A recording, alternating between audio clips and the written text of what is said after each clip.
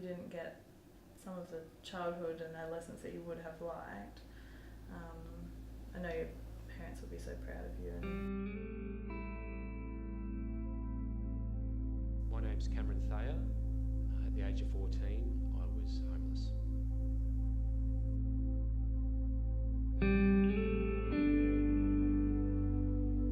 It was me and my younger brother living at home with my mum and dad.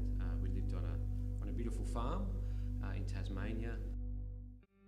It was a good life. My father was a chiropractor, my mother was a teacher. We had all the things we needed, and we were just adventurous kids. Generally speaking, we're a normal family. It was unexpected. My mother passed away from an asthma attack.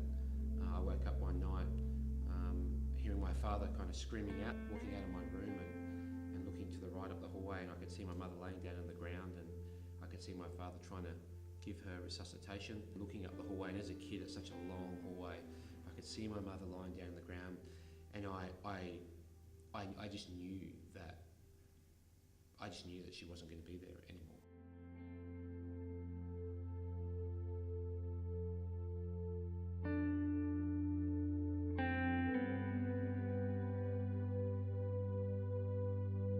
We moved from Tasmania when I was 11 to Queensland, and that was the home of my stepmother. You know, we'd gone from 3 or 4 years ago living on a farm as a family, life as we knew it, and all of a sudden living in Queensland, surrounded by strangers, being in a home that was volatile and felt unsafe at many different times. And I really knew from the age of 11 that I wanted to leave, I wanted to get out. Just after my 14th birthday, a couple of months after my 14th birthday, I knew that I needed to leave, and I knew that I would not stay there ever again. I actually left in the middle of the night, and I was gone for about 10 days, and then the police brought me home the third time. And whilst I was there, I said to my father and my stepmother, "You guys tie me down, you can't make me stay. I will not stay in this home again." And he kind of gave me this look of resignation, like he didn't feel or know what else he could do. And I remember he pulled $10 out and he gave me $10 and he said, "Good luck." And that was a strange experience. Living on the streets, it was uncomfortable, it was unpredictable. And yet in a strange way it was more predictable than being at home. I slept in the back of a car for probably the first 2 or 3 weeks, myself and another young man, and I found myself sleeping on the bench at the tennis club there for maybe 5 or 6 weeks. We moved around different places. We went to Gympie, we stayed in the streets in Gympie. We moved around so that the police wouldn't kind of hassle us too much.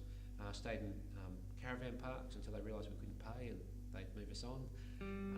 I slept on the beach up in Noosa for a period of time, caravan parks there as well, at the back of service stations.